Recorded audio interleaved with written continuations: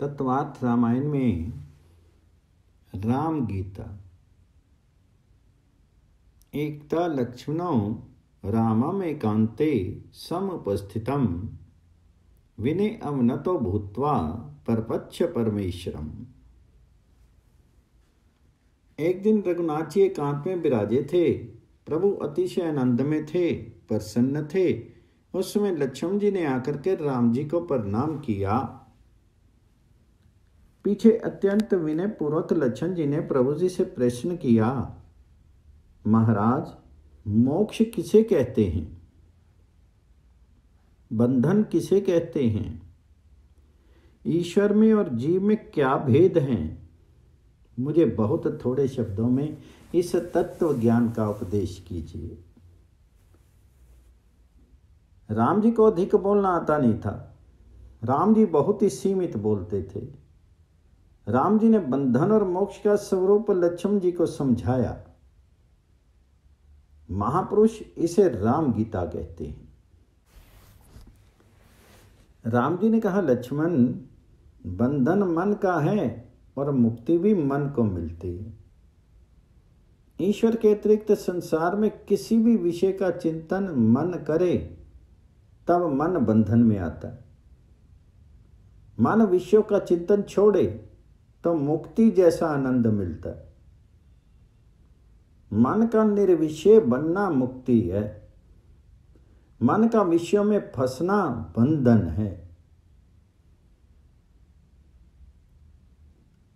बंधनाय विषय आसक्तम मुक्तम निर्विषयम समृतम। मनुष्य को मरने से पहले ही मुक्ति मिले तो मरने के बाद भी उसे मुक्ति मिलती है। जिसको मरने के पहले मुक्ति का आनंद नहीं मिला, लक्ष्मण, उसे मरने के बाद भी मुक्ति नहीं मिलती। विषयों का चिंतन करते करते मन विषयाकार बन जाता है। मन के विषयाकार होने के बाद वे विषय सूक्ष्म रूप में मन में आते हैं। यही बंधन का कारण बनते हैं। वही मन परमात्मा का चिंतन करे तो वह परमात्मा के स्वरूप में मिल जाता है। मन किसी दिन भी संसार के विषयों में मिलता नहीं। संसार के विषयों में तो मन फिरता है, परंतु जब उमिलता है तब परमात्मा के स्वरूप में ही मिलता है। दूध में पत्थर डाल करके उबालो तो ये पत्थर किसी दिन भी दूध में मिलेगा नहीं। दूध में खांड डाल करके उसे गर्म करोगे तो खांड दूध में मिल जाएगी। पत्थर दूध में नहीं मिलेगा। पत्थर और दूध ये दो विजातीय तत्व हैं। सजातीय में ही मिलता है। दूध और खांड सजातीय हैं। उसी प्रकार मन और कोई जड़ वस्तु ये दोनों विजातीय हैं। मन पत्थर जैसा जड़ नहीं। मन एक क्षण में अनेक देशों में जाकर के आ जाता है। मन जड़ ना होने से किसी भी जड़ वस्तु में मिलता नहीं है। मन जब मिलता है तो चेतन परमात्मा के स्वरूप में ही मिलता है। बंधन और मोक्ष का कारण मन है। चाबी से लोग ताला बंद करते हैं। जिस चाबी से ताला बंद होता है उसी चाबी से वह खुलता है। बंद करना और खोलना ये दोनों क्रिया परस्पर विरुद्ध होने पर भी दोनों काम एक ही चाबी करती है। इसी प्रमाण से मन बंधन करता है और यही मन बंधन से मुक्ति भी दिलवाता है। लक्ष्मण, बंधन मन का है। समस्त मन को लय करने के लिए मन का परमात्मा के स्वरूप में लय हो, उसी को मुक्ति कहते हैं। मन का जब लय होगा तो इन जड़ पदार्थों में होना नहीं है, ईश्वर में ही होगा। परमात्मा सर्वव्यापक होने पर भी दिखता नहीं है। यह जगत तत्व दृष्टि से नहीं है, फिर भी भासता है। इसका कारण माया है। माया कल्पितम विश्वम परमात्मनि केवली। ईश्वर है फिर भी माया के कारण दिखता नहीं। और जगत नहीं है फिर भी भासता है। मैं अरु मोर तोर तय माया, जेहि बस कीनी जीव निकाया। गो गोचर जान लगी मन जाई, सो सब माया जानी हूं भाई। ये सभी माया है। अंधकार दो काम करता है, जो है उसको ढकता है और जो नहीं है उसको बताता है। अंधकार वस्तु को ढक करके रखता है। अंधेरे में डोरी पड़ी हो तो वह डोरी नहीं दिखती। अंधकार डोरी को ढक करके रखता है। वह अंधकार ही डोरी में सर्प का आभास कराता है। अंधकार में पड़ी हुई डोरी सर्प जैसी लगती है। सर्प नहीं है फिर भी सर्प दिखता है, और डोरी है फिर भी डोरी नहीं दिखती है। जो है उसको ढक करके रखें, इसको आवरण शक्ति कहते हैं। और जो नहीं है उसको बताए, उसका नाम है विक्षेप शक्ति। अंधकार रूपी माया की ये दो शक्तियां हैं, आवरण शक्ति और विक्षेप शक्ति। आवरण शक्ति में माया परमात्मा को ढक करके रखती है। विक्षेप शक्ति के द्वारा माया ईश्वर के आधार से जगत का भास कराती है। तत्व दृष्टि से विचार करने पर माया सत्य नहीं है, खोटी है, फिर भी वह रुलाती है। स्वप्न से जागे जिस प्रकार स्वप्न असत्य था ऐसा भान होता है, उसी प्रकार जिसको परमात्मा का ज्ञान होता है उसको संसार असत्य है ऐसी प्रतीति होती है। सब जानते हैं कि स्वप्न खोटा है, परंतु स्वप्न काल में जब स्वप्न दिखता है तब स्वप्न खोटा है ऐसा ज्ञान नहीं होता। स्वप्न काल में स्वप्न सच्चा लगता है, इसलिए स्वप्न के सुख दुख का असर भी होता है। स्वप्न में किसी को 1,00,000 2,00,000 रुपया मिल जाए तो वह बहुत राजी होता है, और कदाचित स्वप्न में घर में कुछ नुकसान हो, चोरी हो तो दुखी भी होता है। खोटा स्वप्न भी जिस प्रकार सुख दुख देखता है उसी प्रकार खोटी माया भी सुख दुख देती है। एक दुष्ट अति में दुख रूपा, जा बस जीव परा भव कृपा। अनादिकाल से मनुष्य का माया के साथ युद्ध होता है।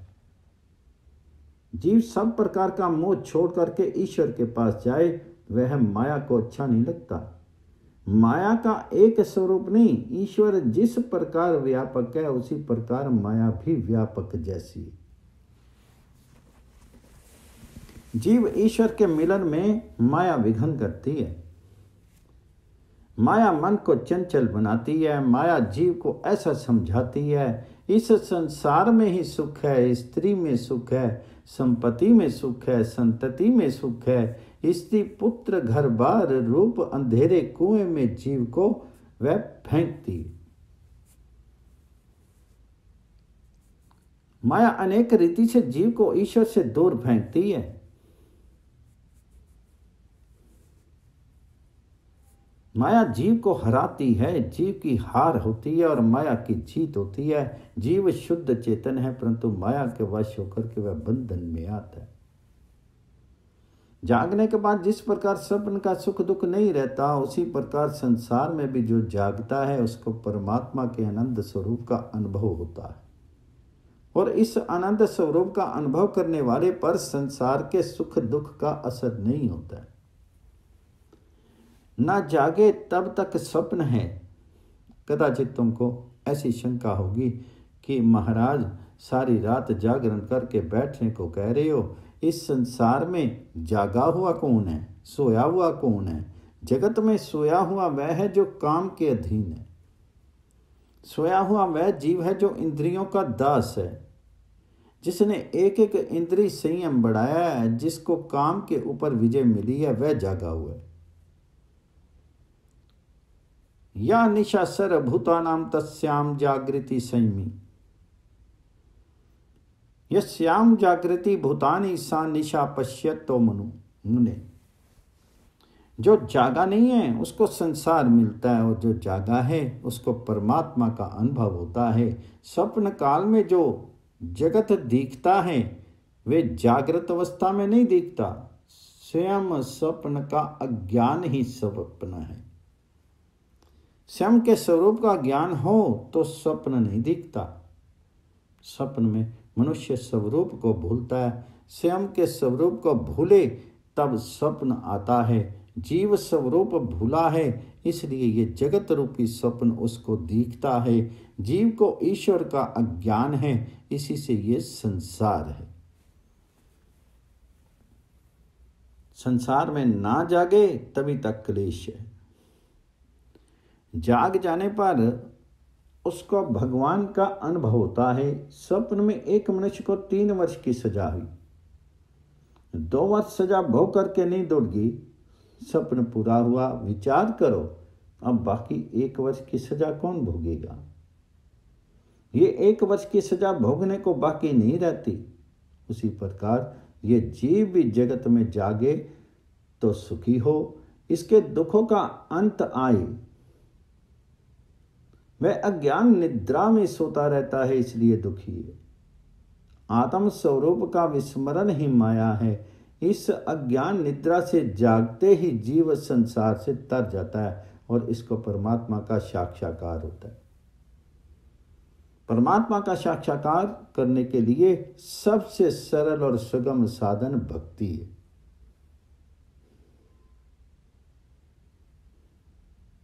जाते बेगी द्रऊ में भाई, सो मम भक्ति भगत सुखदाई। सो स्वतंत्र अलंबनम आना, ते ही अधीन ज्ञान विज्ञाना। भक्ति तात अनुपम सुख मूला, मिले जो संत होई अनुकूला। भक्ति की साधन कहूँ बखानी, सुगम पंथ मोहि पावी प्राणी। परमात्मा की जो सतत भक्ति करता है उसको ज्ञान विज्ञान वैराग्य आदि जल्दी प्राप्त होते हैं और उसको मोक्ष मिलता है। माया से तरने के लिए, उसे जीतने के लिए बहुत साधन हैं, परंतु भक्त केवल भक्ति से ही अनायास माया को तर जाता है। श्री कृष्ण भगवान जी ने भी गीता जी में आज्ञा की है, जो मेरी शरण में आता है वह माया को तर जाता है। लक्ष्मण को माया का स्वरूप, परमात्मा का स्वरूप, माया की आवरण शक्ति और विशेष शक्ति, बंध मोक्ष का स्वरूप, भक्ति की महिमा इत्यादि वो बहुत संक्षेप में प्रभु जी ने समझाई। लक्ष्मण को अतिशय आनंद हुआ। भगवान शंकर माता पार्वती जी से कहते हैं, एकदा गोमती तीरे पंचवट्या समीपता। श्री राम लक्ष्मण जानकी जी गोदावरी के किनारे पंचवटी में विराजे हुए थे। एक बार ऐसा हुआ कि शूर्पणखा घूमती फिरती वहां आ पहुंची। शूर्पणखा राक्षसी थी, रावण की बहन थी। श्री राम लक्ष्मण के दर्शन करते हुए इसको आश्चर्य हुआ। शूर्पणखा ने विचार किया कि राम अति सुंदर हैं। शूर्पणखा ने स्वयं का राक्षसी स्वरूप छिपाया और सुंदर श्रृंगार करके राम जी के पास आ गई। शूर्पणखा वासना का स्वरूप है। शांति से विचार करो तो ध्यान में आएगा कि वासना भी राक्षसी है। वह स्वरूप को छिपा करके श्रृंगार करके जो संसार अरण्य में फिरता है उससे मिलने आती है। संसार अरण्य का स्वरूप है, इसलिए अरण्य कांड में ही शूर्पणखा की कथा आती है। जो संसार अरण्य में फिरता है उसको ही वासना रूपी शूर्पणखा मिलने आती है। कोई पुरुष पर स्त्री को अथवा कोई स्त्री पर पुरुष को आसक्ति पूर्वक देखे, ये पाप है। किसी के सौंदर्य में आंख फंसे तो मानना चाहिए कि आंख में शूर्पणखा आई हुई है। इसी को स्त्री स्वरूप में, पुरुष को पुरुष स्वरूप में मत देखो, सबको ब्रह्म रूप में देखो। जगत के किसी भी व्यक्ति को भगवत भाव से देखने के अलावा काम वासना से देखोगे तो मानना कि शूर्पणखा आई है, वासना आई है। वह वासना अंदर से अच्छी नहीं, केवल बाहर से अच्छी लगती। शूर्पणखा है तो राक्षसी, परंतु बन ठन करके आती है। वासना बाहर से सुंदर लगती है। वह जीव को ऐसा बतलाती है कि मैं तुमको बहुत सुख दूंगी, परंतु वासना तो जीव को रुलाती।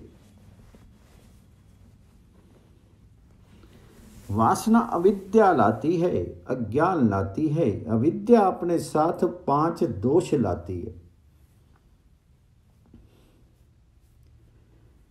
देहाध्यास, इंद्रियध्यास, प्राणाध्यास, अंतःकरण अध्यास और स्वरूप विस्मृति। विवेक का भान भूल जाए उसे स्वरूप विस्मृति कहते हैं। इन सब के कारण वासना बढ़ती है, घटती नहीं है। ये वासना ऐसी राक्षसी है कि इसकी कभी तृप्ति होती ही नहीं।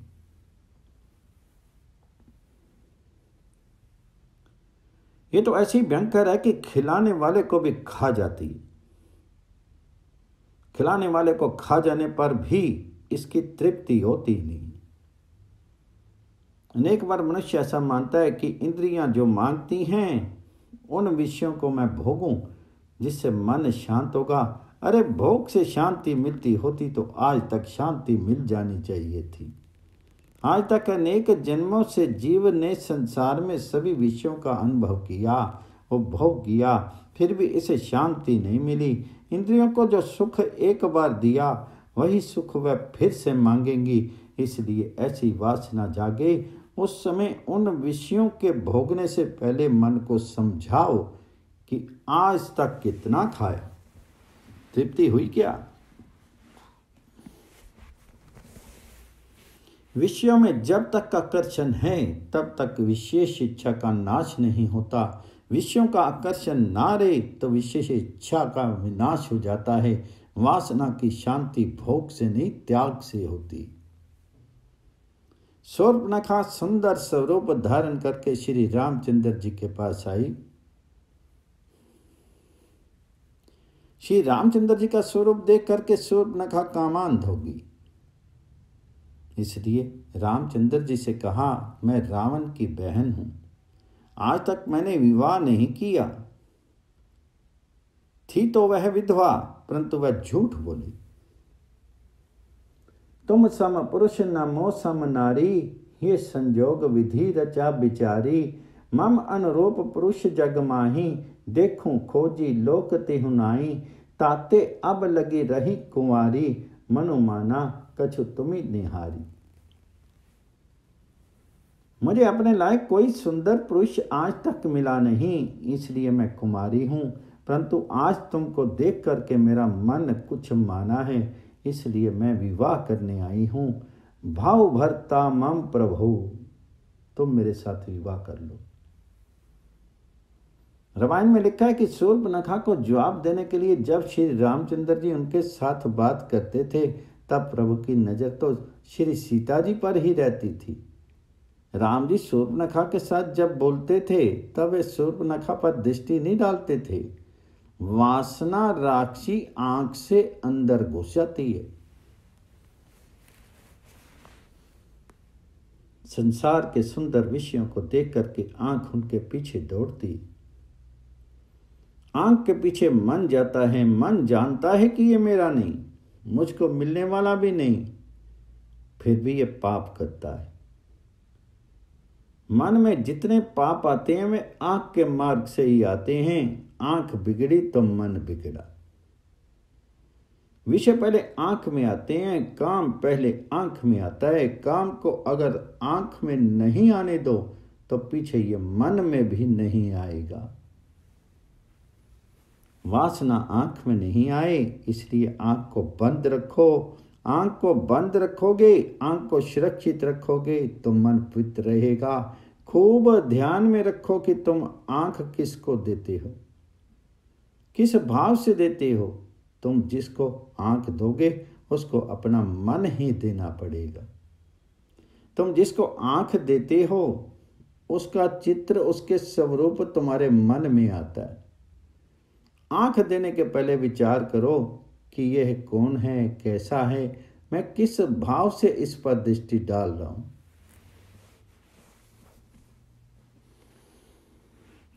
श्री रामचंद्र जी श्री सीता जी पर नजर रख करके शूर्पणखा को उत्तर देने लगे।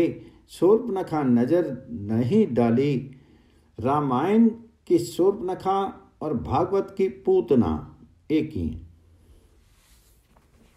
पूतना भी वासना है। पूतना आती है तब कन्हैया आंखें बंद कर लेते हैं। पूतना पर नजर नहीं डालते। पूतना आई तब कन्हैया 6 दिन के थे।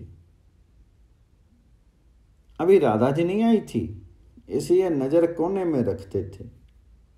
इसलिए कन्हैया आंख मीच लेते थे। राम अवतार में तो सीता जी के साथ थे, इसी से सीता जी पर नजर रख करके शूर्पणखा पर नजर नहीं डाली।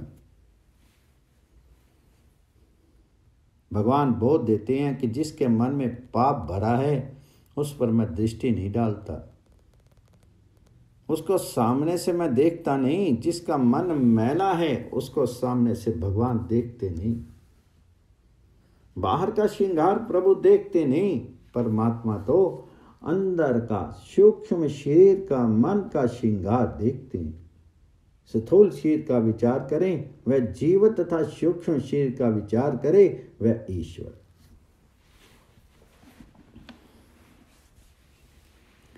शास्त्र में 3 प्रकार के शरीर कहे हैं।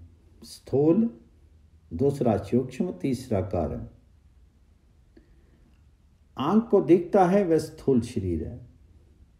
सूक्ष्म शरीर 17 तत्वों का बना हुआ है। 5 कर्म इंद्रियां, 5 ज्ञान इंद्रियां, 5 प्राण, मन और बुद्धि। सूक्ष्म शरीर में मन मुख्य है। मन में वासना का समुदाय रहता है, उसका कारण शरीर कहते हैं। इन तीनों शरीरों से परे आत्मा है। स्थूल, सूक्ष्म और कारण ये तीनों उपाधि हैं। प्रभु के सम्मुख जाओ तब अपने मन का श्रृंगार करके जाओ। बहुत से लोग मंदिर कपड़े बदल करके जाते हैं। कपड़ा नहीं, हृदय बदलने की जरूरत है।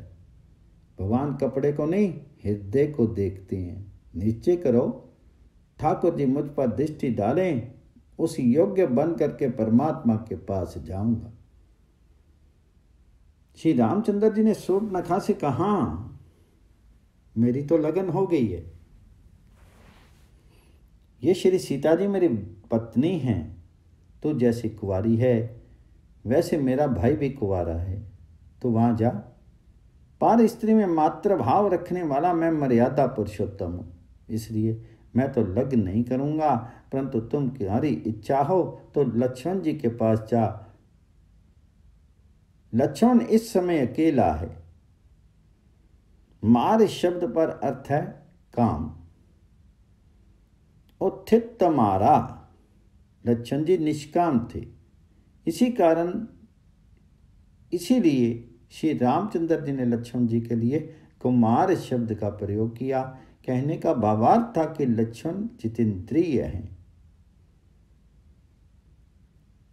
इत्युक्ता लक्षणम प्राह पति में भाव सुंदर। लक्ष्मण जी के पास जाकर के शूर्पणखा ने कहा तुम मेरे पति हो जाओ। लक्ष्मण जी तो इसको पहचान गए थे कि ये राक्षसी है और श्रृंगार करके आई है। लक्ष्मण जी ने कहा अहम दासो अस्मि रामस्य तम तू दासी भविष्यसि। मैं तो दास हूं, तुम मेरे साथ लगन करोगी तो तुम भी दासी होना पड़ेगा। तुम राम जी के पास जाओ, वे राज अधिराज हैं। राजा तो अनेक लग्न कर सकते हैं, तुम वहीं जाओ। तमेव गच्छ भद्रम ते सातु राज अखिलेश्वर। लक्ष्मण जी का वचन सुनकर के शूर्पणखा राम जी के पास गई। राम जी ने मनाही की। तब शूर्पणखा ने स्वयं का मूल स्वरूप प्रकट किया। उसने राक्षसी स्वरूप धारण करके राम जी से कहा अब तेरी पत्नी का मैं भक्षण करूंगी। वासना भी शूर्पणखा की तरह पहले सुंदर लगती है, परंतु बाद में स्वयं प्रकाशित होती है, जीव को फंसाती है।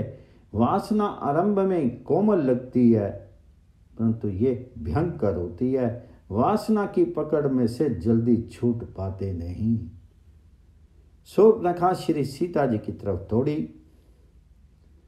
रघुनाथ जी ने लक्ष्मण को इशारा किया। लक्ष्मण जी दौड़ते आए, शूर्पणखा के कान पकड़ ली। विच्छेद नासाम करनो च लक्ष्मणो लघु विक्रमा।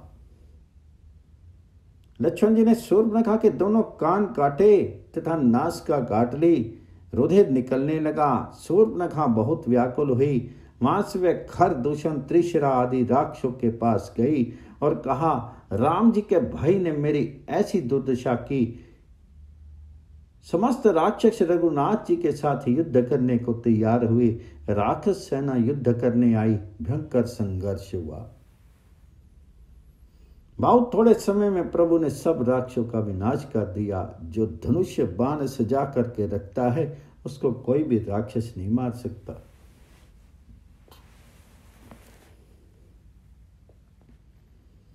राम जी वन में ही धनुष बाण सजा कर रखते थे, ऐसा नहीं। ये तो सिंहासन में श्री सीता जी के साथ विराजते हैं, तब भी धनुष बाण सजा कर रखते हैं। धनुष ज्ञान का स्वरूप है, बाण विवेक का स्वरूप है। गाफिल को राक्षस मारते हैं। जो प्रति क्षण सावधान रहता है वह ही साधु है। प्रति क्षण जो सावधान रहता है उसको कोई राक्षस मार नहीं सकता। श्री रामचंद्र जी एक क्षण भी गाफिल नहीं रहते थे। प्रति क्षण सावधान थे। थोड़े समय में ही इन्होंने राक्षसों की अति भयंकर और बहुसंख्यक सेना का विनाश किया। श्री सीता जी को आनंद हुआ। शूर्पणखा रोती रोती रावण के पास गई। उसने रावण को उल्लाहना दिया कि तेरे शत्रु तेरा नाश करने के लिए गोदावरी के किनारे आ गए हैं, अभी तक तुझको कुछ खबर नहीं। करसी पान सोसी दिन राती, सुधी नहीं तब सिर पर आराती। राजनीति बिनु धन बिनु धर्मा, हर ही समर्पे बिनु सत्कर्मा। पीति पने बिनु मद ते गुणी, नासी बेगी नीति अस सुनी। राजनीति तो जानता नहीं, अब तेरा विनाश होने वाला है। रावण ने पूछा, बहन ये तेरे कान और नाक किसने काटे हैं? तो शूर्पणखा ने सब कुछ उलट कर ही कहा। राम जी की पत्नी सीता बहुत सुंदर है, इसलिए मैंने विचार किया कि इन सीता जी को अपने भाई रावण के लिए ले जाऊं। तेरे लिए मैं वहां गई थी। वहां राम जी के भाई लक्ष्मण ने मेरे नाक कान काट दिए, तेरे राक्षसों का भी विनाश कर दिया। रावण को आश्चर्य हुआ। यह विचार में पड़ गया, खर, दूषण और त्रिशरा तो मेरे जैसे ही बलि हैं। इन राक्षसों का विनाश करने वाले राम मानव नहीं है, परमात्मा है। राम को मनुष्य होंगे तो मैं सीता जी को ले आऊंगा और वे मेरा कुछ भी नहीं कर सकेंगे। यदि राम परमात्मा होंगे और मुझको मारेंगे तो मेरा कल्याण हो जाएगा। मुझको ऐसा लगता है कि आदि नारायण परमात्मा मेरे लिए ही मानव स्वरूप धारण करके श्री राम रूप में प्रकट हुए। यदि राम मानव होते तो अकेले इन राक्षसों का विनाश किस प्रकार कर सकते थे? श्री राम मानव नहीं, ईश्वर हैं। राम जी मुझको मारेंगे तो मैं प्रभु के धाम में जाऊंगा। राम जी के साथ मैं विरोध करूंगा। विरोध भक्ति से मेरा कल्याण होगा, मेरे वंश का भी उद्धार होगा।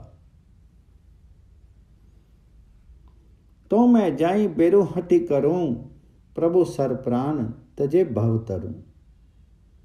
रावण ने ऐसा विचार किया और पीछे शूर्पणखा से कहा, तो चिंता मत कर, अब मैं वहां जाता हूं। इधर श्री रामचंद्र जी ने सीता जी से कहा, अब मुझे लीला करनी। प्रत्यक्ष श्री सीता जी का रावण स्पर्श नहीं कर सकता था। श्री सीता जी तो परमात्मा की आनंददायिका शक्ति हैं। श्री सीताराम जी तो साथ ही रहते हैं। सूर्य और सूर्य की प्रभा किसी दिन अलग नहीं हो सकती। श्री सीताराम जी अलग नहीं रह सकते। ये तो प्रभु ने लीला की है। श्री रामचंद्र जी ने श्री सीता जी से कहा, अपनी छाया को तुम आश्रम में रखना, तुम्हारी छाया को रावण ले जाएगा। मुझे रावण का विनाश करना है। श्री सीता जी की जैसी ही आकृति वाली छाया जानकी को आश्रम में रखा। प्रत्यक्ष सीता जी तो श्री राम जी के स्वरूप में ही लीन हो गई। किसी रामायण में लिखा है कि श्री सीता जी ने अग्नि में प्रवेश किया। आनंद रामायण में ऐसा लिखा है कि श्री रामचंद्र जी ने श्री सीता जी से कहा, देवी अब तुम 3 रूप धारण करो।